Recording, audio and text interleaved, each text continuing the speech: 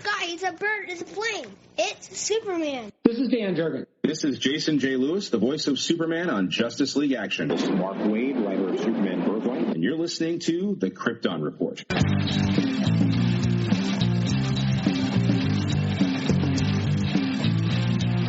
The Krypton Report podcast is dedicated to all things Superman, Supergirl, and the planet Krypton. We discuss movies, TV, game, comics, and all things DC.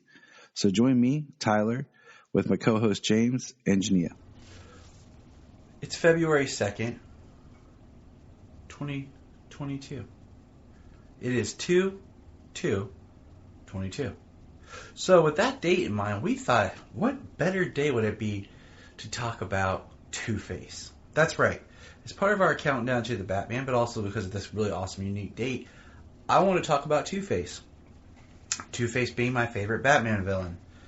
And who better to talk about Two-Face with me than my other half? So, welcome the lovely, the beautiful, arguably my better half, Junia. What's up, babe? What's up? So we're going to talk, this is a two-part series, and this is episode 1. And what we decided to do for episode 1, because Junia is not as steeped in all the comic knowledge, was we're going to focus on Two-Face in other media. And then we'll do the second part, and that'll be with the comic book discussion. So, I'll give a little bit of background just about the character, and then the rest of that we'll dive in to on the second part. But Two-Face was created by Bob Kane and Bill Finger. Appeared in Detective Comics 66, August of 1942. And I have always loved this character. The duality, the psychosis, the fact that it is a good person wrestling with themselves. Harvey's a very tragic, kind of fall from grace, tragic hero. Yep. The good and bad in every man. The duality. And I will also say, I don't think there's ever been a great Two-Face. I could see that. I have issues, I think, with all of the ones that I can think of off the top of my head. And we'll dig into all that. But I feel like he's very much like we did our little research here. We're talking about stuff before we got on mic, and we looked at some of the animated representations. And a lot of them, they play him very comical with the coin flip of the two personalities. And I can see that, but that is a tragic way to live. It is, yeah. And the fact that we also noticed how many things Two-Face appears in as just a cameo. There are very few, major moments for him, it seems like. Right. Most famously, which we will be talking about more, probably is The Long Halloween. But even in that, it's not just a Two-Face story. Like he's very much prominent because that's his creation. Right. But, not his original creation, but what a lot of people associate with him. And even then, it's not just him. Right. He's never really had a lot of focus. That definitive story. Yeah. Or that definitive representation. So we'll start with live action. Okay? And we'll kind of go from there. First thing worth noting is that there were scripts that were produced for Batman 66. Two-Face is, I think, the only, or if not, there's only one other major Batman villain that never appeared on Batman 66. Wow. There were produced scripts. Some of the ideas ended up in an animated film, and the others ended up in the 2015 comic book Batman 66. I was doing some reading. This I did not know, was that originally Clint Eastwood was going to be Two-Face on Batman 66. Oh, really? Wow. I could see that. And then we'll skip ahead, but the animated Batman versus Two-Face, which is kind of the third Batman 66 movie. They did the 2 animated films that kind of continue the Adam West era. And William Shatner did the voice of Two-Face, which, I mean, thinking even in the 60s, yeah, that works. Like, I could have seen Shatner on Batman 66, the show, and playing Two-Face. Yeah. So that was a travesty. I always remember there was a character called Falseface when I was little, and I didn't know if it was a different person or what when I was a child. Falseface, huh? Yeah. So now, this is an honorable mention, because there's not a whole lot to say, but in the first season of Gotham, in one episode, we get Assistant District Attorney Harvey Dent, played by Nicholas D'Agosto, which I thought he was coolly cast, but he was way too old to be Harvey Dent in Gotham when Bruce is only like 8 or 12. Right. And then he's the only villain, the only major Batman villain to never really come back around in Gotham. Mm-hmm. By the end of the show, like, everybody is there in some shape or form, and they've gotten better costumes, but Two-Face never came back. So, how old is he supposed to be in Gotham? Because, honestly, okay, I might not be thinking, along the lines of the comic books as much here, but I always kind of figured that Two-Face was supposed to be, a little bit older. Or if he was, it wasn't like a huge deal that he was. I always saw Two-Face, because I think maybe this is because they've changed things, as that kind of... he's about the same age as Bruce. He came from like a poor family, but because he was intelligent, he got a lot more opportunity. So he kind of went to school with some of like the richer kids, but he was the poor, rich kid who got picked on because he was poor. Well, it's kind of like you're thinking along the lines of maybe like the Two-Face that we have in the Batman Dark Knight storyline. Yeah. I mean, that's how I've always seen Two-Face, because there's supposed to be a friendship between Bruce and Harvey. But when you're an adult, I guess my viewpoint is like you don't have to worry about age as much. This is true. So if he's young enough here, and he does look like maybe he could pass for his 20s.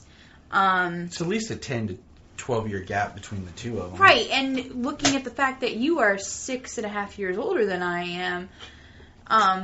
We don't have to tell people that. I got a young, hot wife.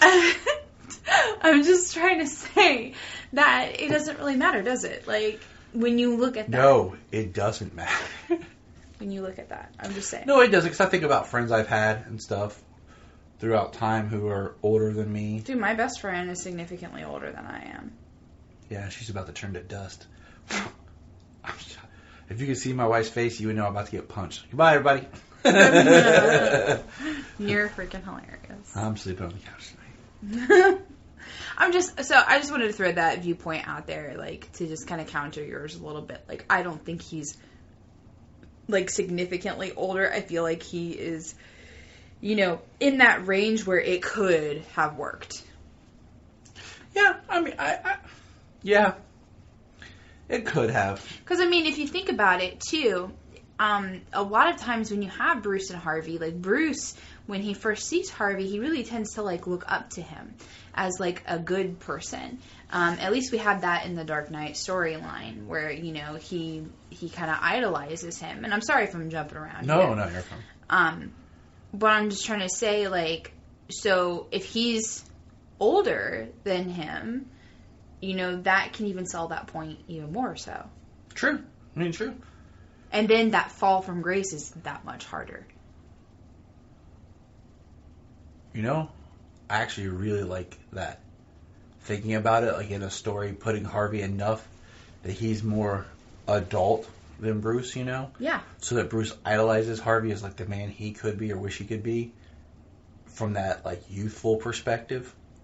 and then that fall from grace. Well, I mean, think about this. In Gotham, like, all of the crap that Bruce goes through and he experiences, if he has somebody that he can look up to that's in a position of power, that's trying to do the best that he possibly can to bring justice, like, as a child experiencing injustice and searching for justice, you know, he's going to grow up and he's going to look at that person like that person's not that much older than I am, so he's kind of cool, and he's going to idolize him. And then as he turns into adult Bruce Wayne and into the Batman, you know, Harvey then becomes, you know, up on this pedestal for him. Like, it could create a really good dynamic storyline. I'm just saying. That was wonderful, but I'm editing all that out because no one's going to steal that idea from you. You're hilarious. I'm taking it. It's like, you got the creative brain going. Now. Sorry, you said that and it just spurred me to think. Like, hold that thought, because that idea can tie awesome in my pitch that I have at the end of this. Okay. So Two-Face. This is why he married me, by the way. It is totally. Makes an appearance in Titans, portrayed by an unknown stunt double in season 1's finale, Dick Grayson, as part of Trigon's Dream World. In season 3, Jason makes an offhand comment about Two-Face murdering his father. We see the coin. Dent is mentioned in Batwoman as being the uncle of Duella Dent. So there's 2 Bat properties.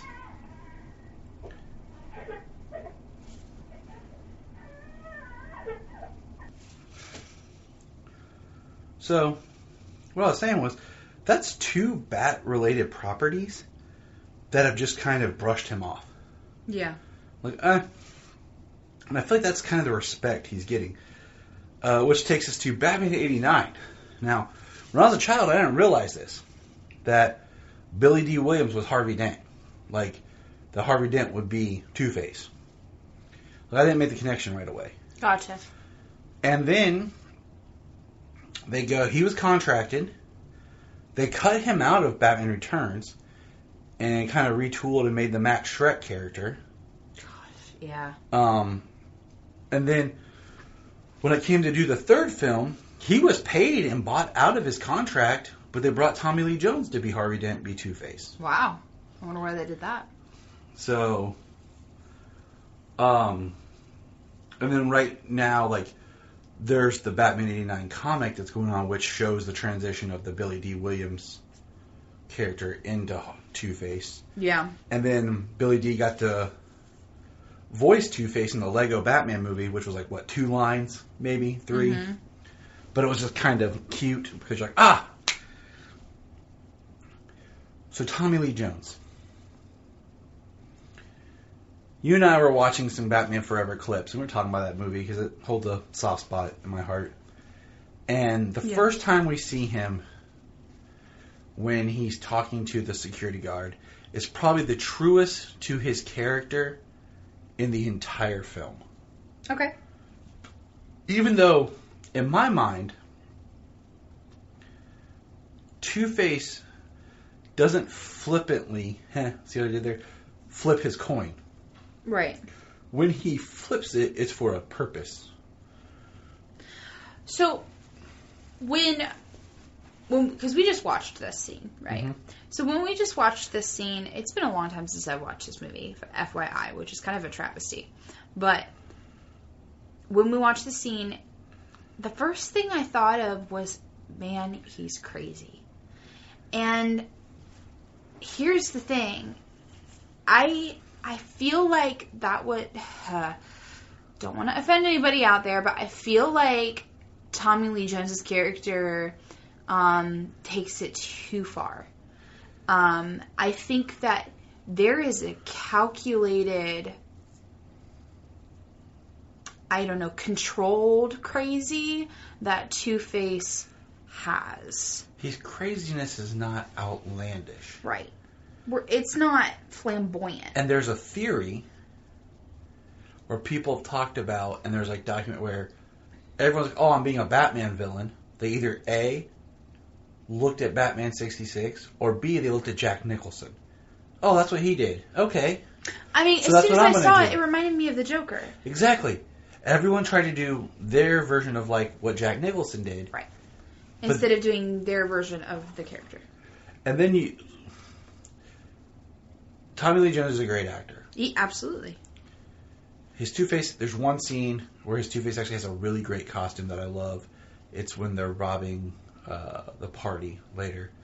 It's my favorite Two-Face outfit he has in that movie. He changes his outfit way too much. But then you think he should be more of the straight man. See what I did there? Yeah. Pluralized it because there's two of them. Because you have the over-the-top Jim Carrey as the Riddler. But no, he wanted to be over-the-top Two-Face. Yes. Because even when he plays the Harvey part, there's a couple scenes I can think of in the film where he goes, and me, and me. And then he does the part where he's like, you're right, Bruce, you've always been a good friend. Thank you. Which is more of his Harvey. Mm-hmm. But I will say this. There's one scene in that movie that I absolutely hate that is completely counter to the character. It's when they're inside Wayne Manor and Harvey sits down, Two-Face does. He flips his coin. Okay. He flips it. He sits there and he's getting upset. He flips it and finally the coin says he can shoot at Bruce. And Two-Face doesn't do that. He takes the coin as the absolute. He has lost the ability to discern his actions right from wrong and has to leave it to the chance of the coin. His psychosis requires that. Because that's the only... He is chaos theory. It's the only form of justice. It's the only thing that makes sense to him. It's what balances him. It's the randomness of the coin toss. Right. So whenever the coin comes up, he takes as absolute. Yeah. And that's what makes it an interesting character. Okay, now, so Tommy Lee Jones' Two-Face was a sorry example of the character. Yeah. I mean, he's fun in the context of the movie, but then at the same time, that movie teeters so much on going down the road of Batman 66. I mean, aesthetically, he, like I said, not only are his actions flamboyant, but his costuming was extremely flamboyant. It's a Joel Schumacher movie. The purple face is off-putting. I agree. I cannot remember when they kind of did that in comics. Because I know originally he's green. That's the original appearance of Harvey Dent. It's green. And then it's gone to a purplish. I don't know when. I don't know if it was pull 4 or after. But was it violet like that? Like super vibrant purple like that? No, but yeah, this is Joel Schumacher. I understand. I get it. I get it. But we're just reviewing here and talking about what works and what doesn't. And I'm saying that doesn't work. It doesn't. He looks like a walking neon sign. He does. And not in a good way. Certain characters that'll work for, but not for him. Yeah, I was thinking of something, but not a big deal. But it was cool because we got Two-Face. Yeah, we had absolutely. never had a live-action Two-Face. And it's sad because, as I stated, there has never been a great Two-Face. So now we're going to jump ahead to The Dark Knight. Yep. Aaron Eckhart. Great Harvey Dent. First off, Aaron Eckhart is an amazing actor in anything that he does. So, Yes, he is. In my opinion. And yes, great Harvey Dent. I agree. I'm going to jump to my whole problem with Aaron Eckhart's Two-Face. Two-Face should have been the villain of the third movie. Yeah, absolutely. They should have... The Dark Knight should have been... It should have ended with Harvey in the hospital. And then Two-Face was the next villain. Which would have made for a really great flick. Yeah. Because they cram the Two-Face story. That's why I say he's not great, is because his storyline just gets crammed in there. Well, yeah, because we already have so much with the Joker being in there. And let's be honest, Heath Ledger's Joker literally outshines everything. Outshines everything. I don't even give a crap who Batman is at that point in time, because you have Heath Ledger's Joker. You know what I mean? Yes. Like, they could have gotten some Joe Schmo off the streets that didn't know what the heck he was doing. have him do some Batman voice, and I would have been fine because we had Heath Ledger as the Joker. So I agree with you. Like, you almost don't notice Harvey Dent because of that. And I didn't mind the whole change that was kind of because of the Joker and the thing, and using the gasoline instead of acid. That worked for me. Absolutely. That worked for me. They hit all the right beats. It made a little bit more sense realistically to have gasoline than acid. I will have to say one of the things that I did love about the storyline was the tragedy.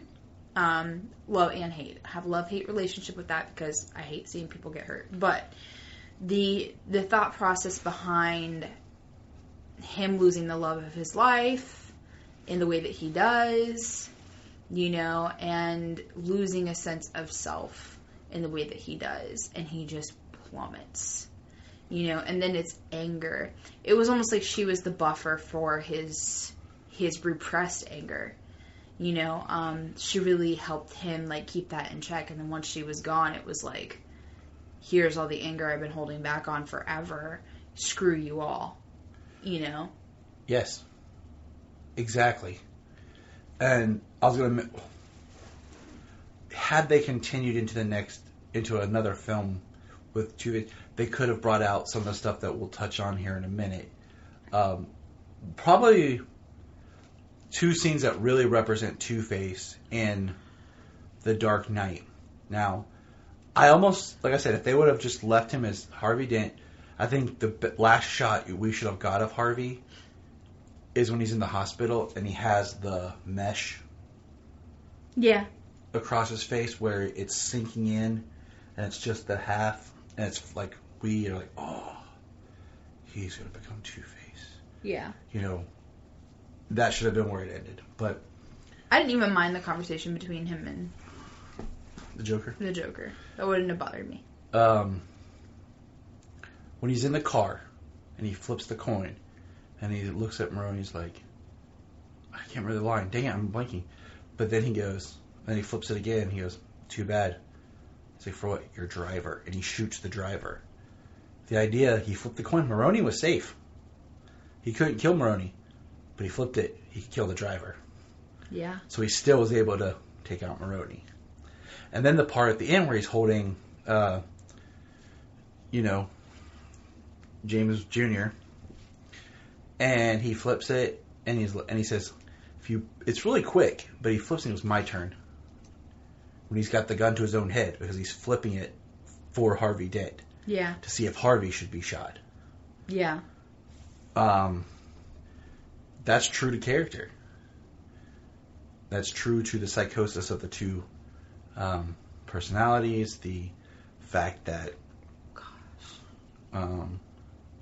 he's going to do everything based on the coin. See, in the third movie, I wish that it would have been an unwinding, an undoing of his entire, mental map. I wish we could have just seen that, completely be uncovered and unwound. That would have been amazing. To really get an in-depth experience with that, and then see Bruce's, heartbreak through that situation. Somebody that he idolized. Because they did show that in the Dark Knight, is he did look up to Harvey. I believe in Harvey Dent, right? Mm-hmm. I tell that to Tyler all the time, by the way, guys. I'm always encouraging him, and I say, I believe in Tyler Patrick. I swear I'm going to get buttons made. I would wear it all the time. I swear. Because people would be like, oh, who's that? Myself. Me. So, sadly, that is our last live-action Harvey Dent, Two-Face. Yeah. Now, with the upcoming Pattinson film, if they were to do the character, what I want is I would love them to introduce Harvey Dent, have a whole film with him as Harvey Dent. Yeah. And then in another film, he becomes Two-Face. Give me time to build this character. Build the love. With that foreknowledge of where it's going to go. And not knowing when that's going to happen. That would be great for a series, but for some reason they can't give us a real Batman series. Mm-hmm. But now we're going to go to animation. And This is probably the best version of Two-Face, is the DC animated Bruce Timm universe, voiced by Richard Mall from the Batman animated series. Heck yeah, that's my childhood. Right there. We got a two-parter, and in that, we meet Harvey, the district attorney. We learn that he was seeing a psychologist, and that he had anger issues, and something he had repressed from a traumatic experience as a child. He had a temper, and he even called himself in his mind Big Bad Harv, and that was like the thick skin he had built inside of himself to protect himself from the experiences as a child. And then, he's engaged to Grace, was the character's name. And, at the end of he's in the hospital, we find out that the mob is using his psychological profile against him. Yeah. Because they had stole the records. And then there's an explosion, and the explosion is what gives him the two faces. Does him in. And then, so we have that as the two-parter, and then Two-Face comes in a few other episodes here and there. But then we have the episode that later, that's probably a more interesting episode, is where a character named the Judge I remember this. is kidnapping villains and taking them out. And you find out the Judge is a third personality created by Two-Face to help him reconcile the other two. Yeah. And the final shot of the episode is him sitting in Arkham going, guilty. Guilty. And that is just tragic. Extremely. Someone who fought for the law let down, and then completely loses everything he is. Later, we get Harvey Dent in Batman the Brave and the Bold, which was fun. That's a fun show. It's a different kind of show. He has a green face on that one, doesn't he? Yes. Yeah. And that was enjoyable. He appears in the background. Let's see here. And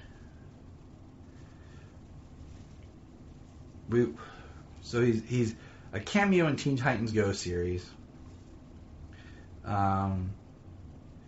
He was in Beware the Batman, voiced by Christopher McDonald, as the district attorney. But I don't think he ever became Two-Face. He just started down the path, but the show was canceled. He wore the bandages to cover his face. Mm-hmm. Let's see. He's in Justice League Action, voiced by Robert Picardo.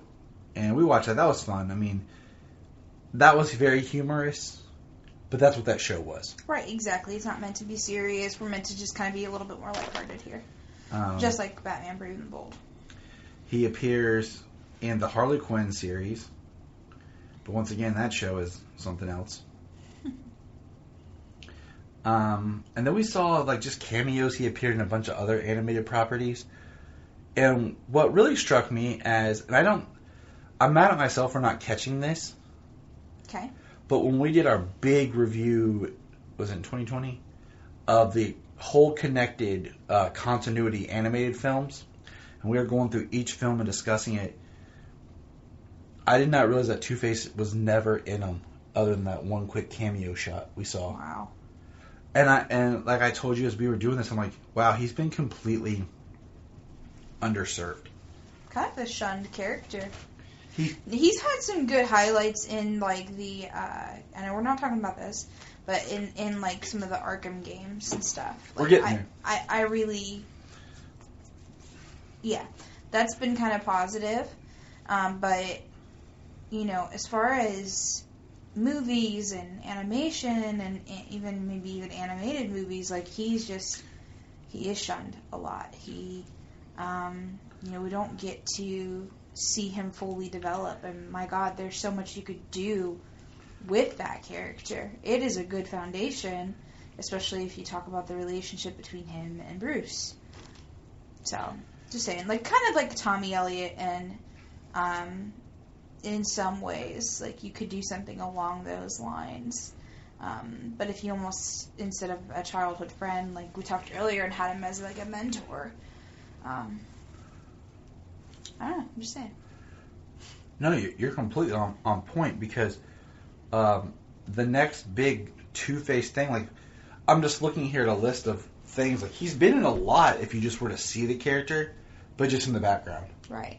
The next big Two-Face thing was the Harvey Dent and Batman versus Two-Face, voiced by William Shatner. Mm-hmm. And that's a really good representation of the character within the context of Batman 66. Right. So it's a little campy and outlandish, but it's a good version.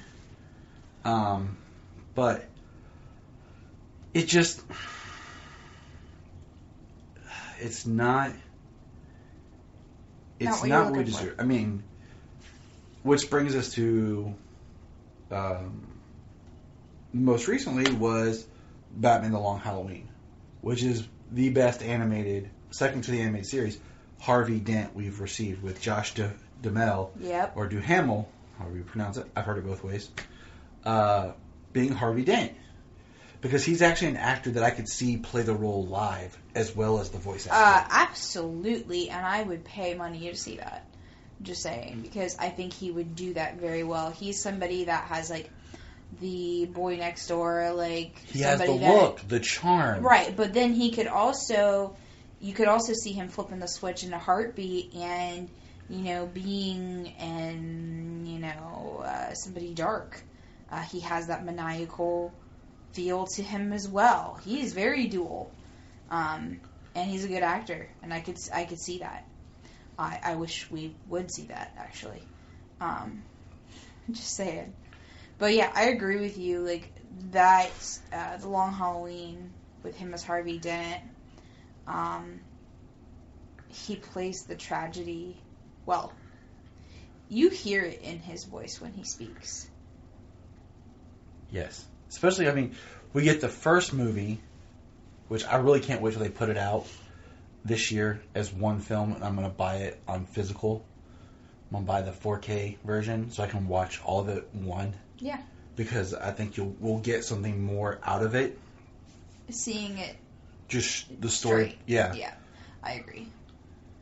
But, as of right now, you get one movie of Harvey Dent. And the second movie starts, he's still Harvey Dent, but he's slipping. Yeah.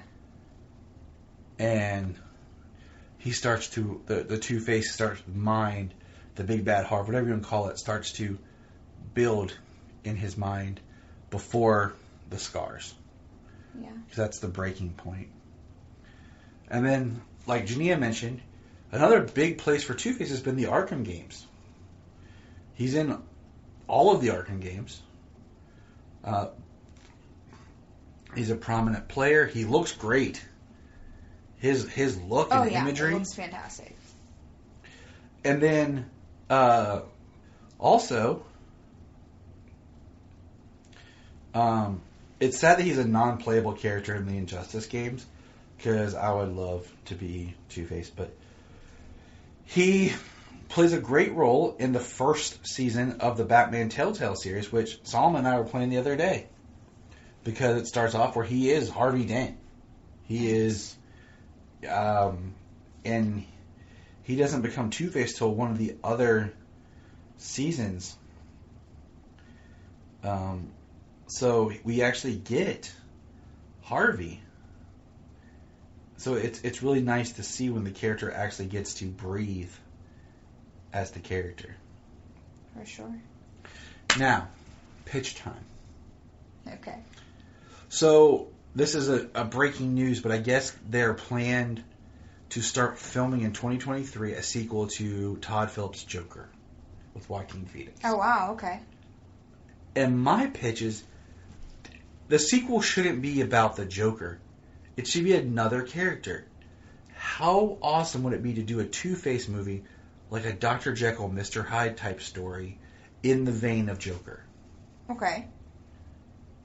Yeah. So another villain, and if you wanted to, it could be the sequel to Joker, because you could have Harvey interact with Arthur as like he's prosecuting, and you have, like you just stated, there's Bruce Wayne who was in that movie that Bruce Wayne could meet Harvey Dent, and then have this idolization of this man who's going to bring the person responsible for the massacre that killed his parents to justice.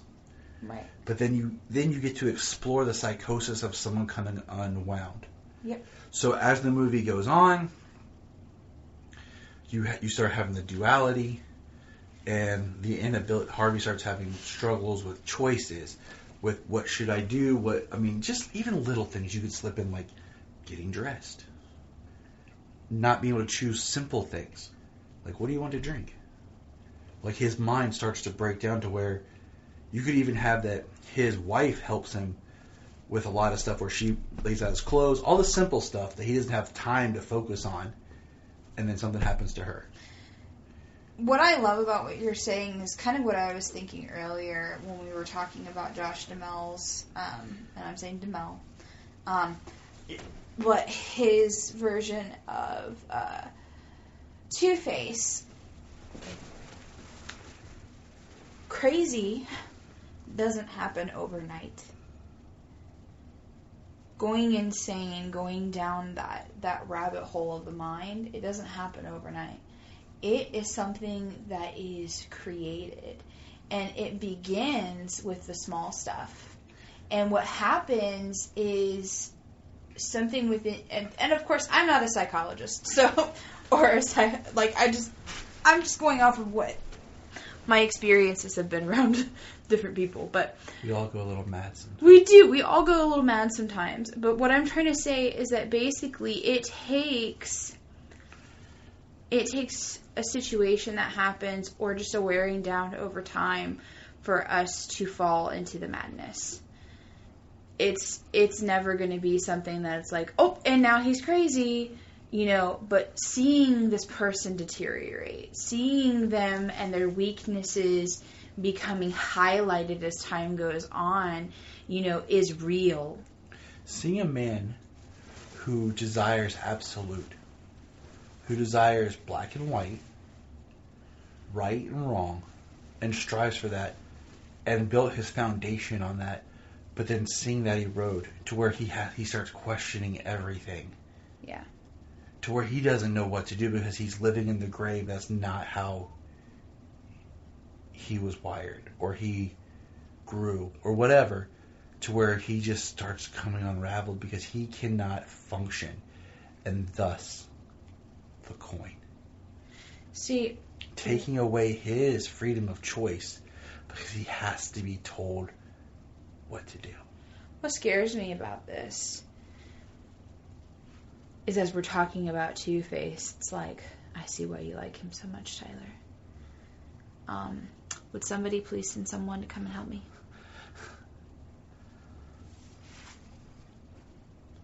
I'm just saying, he's a great character. Yeah. Somebody that you very deeply understand, huh? Yes. I'm not gonna die, so. I'm not gonna crack.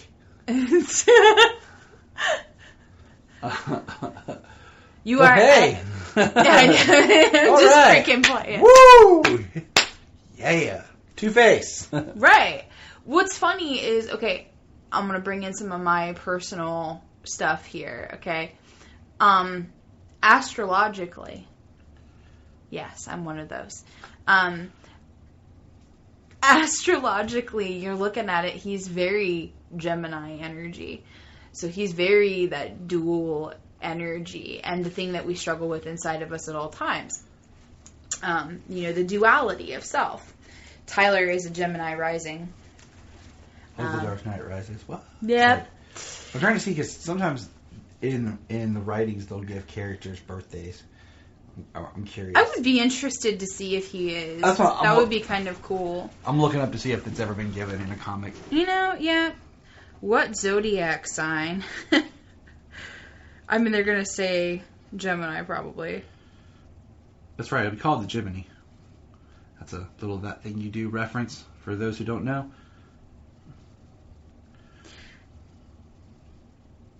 So.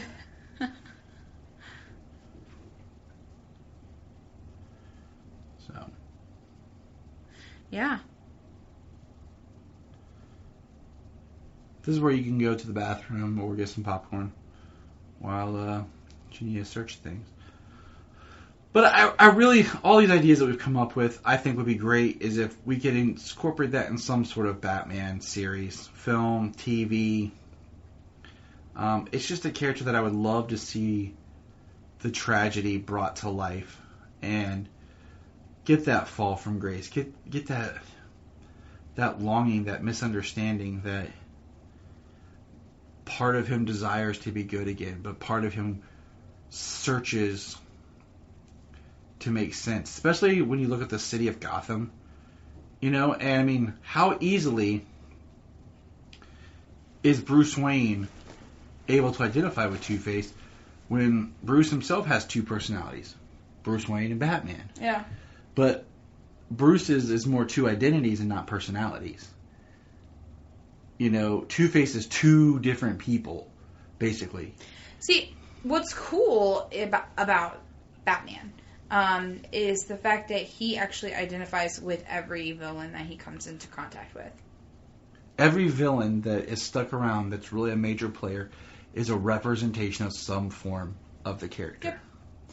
You got the Joker, you can obviously see that, the Riddler and the detective work and the mind, how it goes that way. And yeah, all of that makes complete sense. Penguin is often used to represent the aristocrat that right. Bruce could have been. Right. The rich overlords, so to speak. Yeah, and so I can see where Two-Face would be the duality that's inside of Batman and where he's trying to ride the line, if you will. The desire for justice, but then at the same time, vengeance, because justice isn't always served, and serving your own justice. And that's why Batman's code means so much. That's why it matters. That's why he can't kill people, is because then he becomes exactly like the people that he's trying to stop. And by the way, he is an Aries, not a Gemini. Which makes sense too, because Aries energy is very fiery and full of their own type of chaos. Here's something interesting. As I'm doing some quick research, Joel Schumacher noted in a DVD commentary for Batman Forever that his mind, Two-Face survived the fall. Okay. Because his plan for Batman 5, which would have been either Batman Triumphant or Batman Unchained, was going to have a courtroom scene with Batman facing all of his villains. And he was going to have Two-Face there. Gotcha. Which, okay, in theory, that would have been quite monumental. But with that storyline in those movies, I don't think so as much. Just side note between you and I. Oh, this is also interesting. Rick Baker did the prosthetic makeup for Tommy Lee Jones' Two-Face. There was originally a more in-depth makeup for Two-Face. Once again, it's the color for me. I don't mind the distortion of the face or anything like that. It was the color. But then we go to Harvey Dent and Aaron Eckhart, being Harvey Dent, and his Two-Face, and I understand the thought process behind it, and I also understand that there was no healing time, but it just kind of feels like, for me personally, like, too much was gone. You might as well have been just the skull. Yeah, to me, there could have been maybe a little bit better way to the scars. Scar it up, make it still pretty intense without making it seem like he should be dead. So my question is, what should it look like? Because we talked about this, that Aaron Eckhart's very much like charcoal flesh. We've had blue, we've had green, we've had this purple. I don't like the idea of like rotting flesh. No. Like, it's supposed to be more like muscle look. Like, as if like the skin's back and it's just exposed muscle. So what should Two-Face's face look like? That's where everybody can chime in and just start sending us messages, especially just start messaging Junia and tell her what you think of Two-Face. Be like, hey. Well, I mean, let's see here.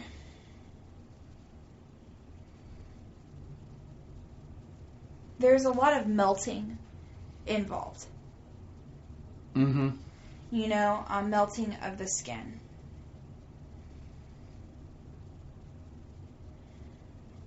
Not so much, and of course I'm not a burn victim, and I wouldn't know from firsthand here, but just kind of looking at people in their face when they've been burned. It's more about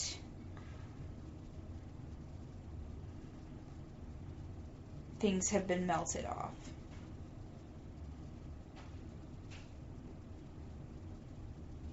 I definitely don't think it should be a perfectly straight line.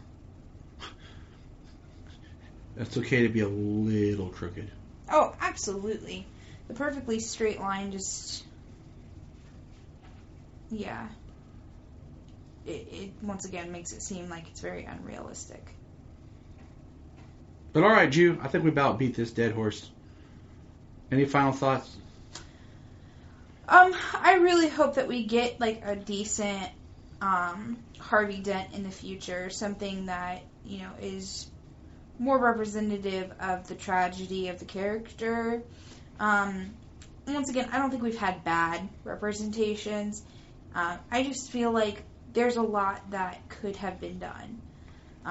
We just had to add great.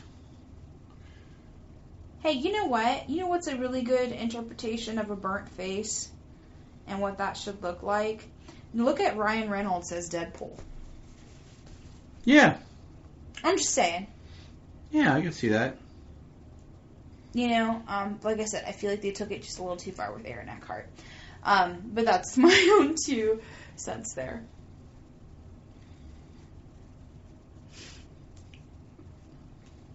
It was a little bit more like horror movie than I would have personally liked. And maybe you guys know more about the comics and you can, you know, comment on that and let us know, like, how you feel about that subject. But I'm not as fluent with the comics, so maybe there is more detailed, you know, burn face somewhere in there. I definitely don't think it should be... What is it? What color is it in Batman animated series? Blue. Blue. But it's like a aqua blue. Yeah. Where does that come from? I don't know. Yeah. Maybe they just needed something... vibrant? They needed some sort of distinctive color. And, you know, think about a lot of times in animation, in sci-fi or whatever, like, doing weird colors helps with sensors. So by doing blue, it's technically not, like, skin. Yeah. So they don't have to, like, worry about it being too grotesque or anything. Just like, why do aliens always bleed green and stuff like that? Because it's not actual blood. Right, exactly. They can get away with a lot more that way. But yeah, I don't know. I love Two-Face. I think he's an amazing character. There's a beautiful duality there, and there's a really tragic story. I wish that they would do something about, you know, Bruce Wayne looking up to him and, you know, diving further into that kind of a vibe. I think it would be really cool, and that fall from grace be a lot more dramatic. So. And remember. Look up in the sky. I want to invite you to check out the Krypton Report Patreon. For $1 a month, you can hear exclusive content. We have discussions on movies or other comics or stuff that's going on in pop culture. We have guest appearances, and we have plenty of fun times. We also have movie commentaries that we like to do. It's one of our favorite things to do. So check that out. It's just $1 a month. It's chump change, you know. It just helps us keep the podcast going. We're not here to make, you know, money off and get rich. It's just nice to have a little help, you know, to pay the bills here. So $1 a month, come join us on our Patreon. Krypton Report, patreon.com. And if you want to have a good time, keep listening to the Krypton Report. If you're enjoying this podcast, here's some of our favorite podcasts to check out. Digging for Kryptonite, The Aspiring Kryptonian, Superman the Animated Podcast, The Last Sons of Krypton, The Geek of Steel, The All-Star Superfan Podcast, It All Comes Back to Superman, and Superboy Legacy, Supergirl Radio, and of course, always hold on to Smallville. Check all those out, enjoy those supercasts, and remember, keep listening. The Krypton Report is a Tears production. We thank you for listening and enjoying, and please support us on our Patreon account, our TeePublic store, and check out our social media. Always remember to look up in the sky.